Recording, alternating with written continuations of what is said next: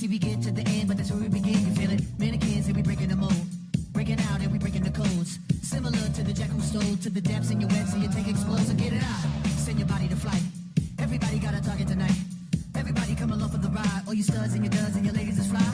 Grip the moment like you're gripping the earth. What's going on, YouTube? This is JoezMcfly hitting you up with another reaction video to another Yankee game.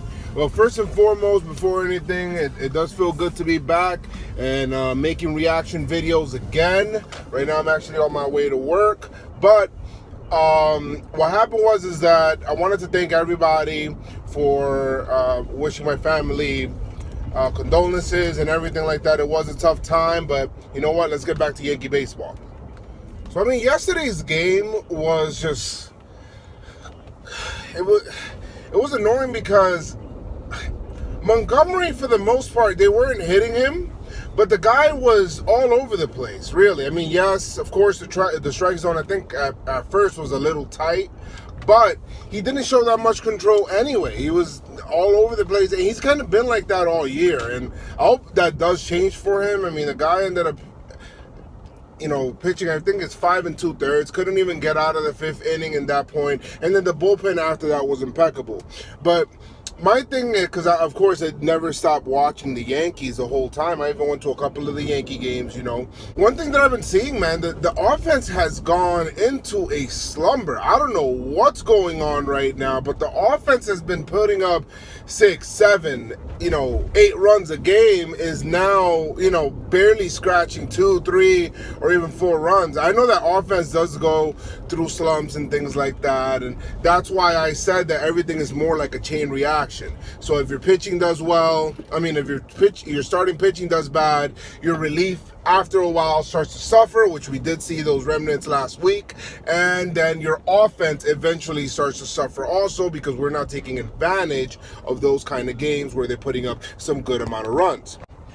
Yesterday's game was annoying because of how many base running blunders we made. I mean, Castro made one not picking up the third base coach. I mean, that one is no harm, no foul, because he ended up scoring anyway. But Gary Sanchez getting thrown out on the bases. I mean, people have just been getting thrown out all over the base all year. And when you're giving away outs, I guess if you're hitting the ball out of the ballpark and if you're scoring a lot of runs, those things are kind of masked, so it doesn't matter. But in those close games, when you're making these base running blunders, they start to show up. They really do. Either or, it's just annoying to me how Chris Carter is just a uncompetitive, a black hole at bat right now. I mean, I don't know who's more frustrating. I don't know if it's him or Headley. I think I'm giving him the freaking GOAT title, just because it seems that every single time he comes up, there's runners on base, there's opportunities to score runs, and this guy, he just whiffs. He just looks like he's taking a I got my $3 million already swing, and it sucks, man. His at-bats are just so non-competitive. Sometimes he just goes up there literally flailing at 3 straight pitches, and he's out of there. It's like, oh my God. Tyler Austin, Greg Bird, like, seriously, come back soon enough. I don't think Chris Carter's going to be, if Chris Carter keeps going like this, I don't think he's going to be on the team soon.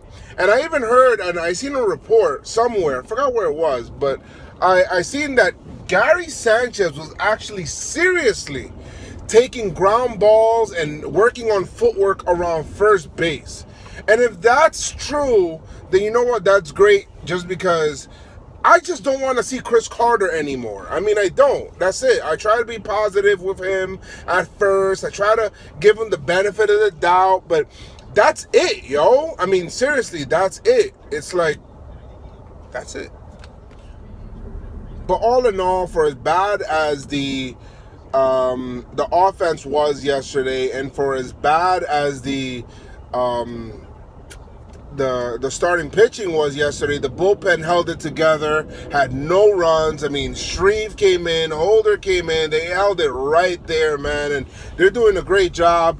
I'm really impressed by them this year. Judge hit another bomb. I'm talking about, he hit a home run straight center field that was, it looked like a straight line drive. It was out of here. It was crazy. But Judge is on a torrid pace right now. definitely, if you had MVP conversations, you'd probably be at the top of that list. 17 home runs on the season. Aaron Judge. There's just nothing more that you can be able to ask for him to do. He's hitting for a high average, getting on base, hitting home runs. He went through a little bit of a lull where he wasn't getting any home runs, but he was still getting on base, still taking his base hits, still going the other way, and that's always great, and that's always encouraging to see a young player do that. But yeah, we lost yesterday, 3-2, and it's upsetting because it feels like a game that we should have won.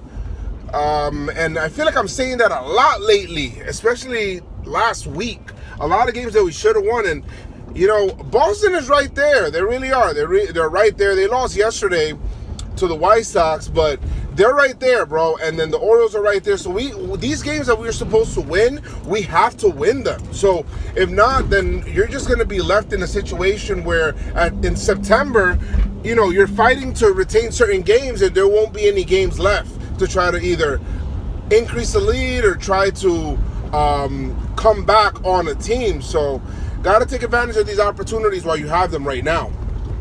But yeah, man, tonight is Severino on the mound, and we got to come out. We got to come out swinging. We got to make sure that we score some runs for him.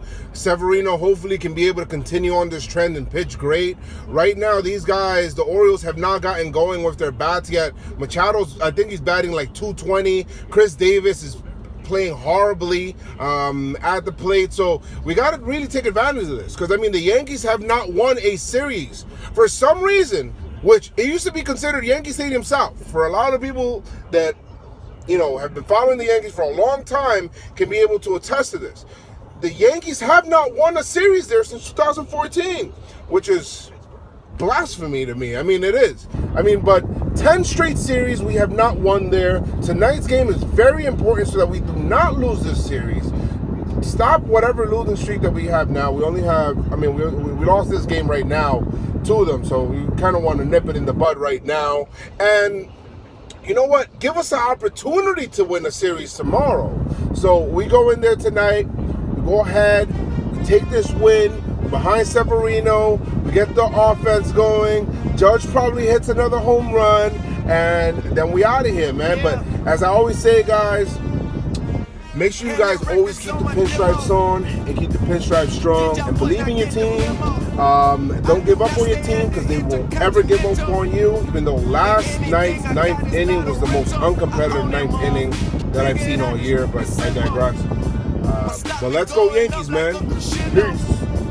A bunch of handshakes from the face, but I do not want to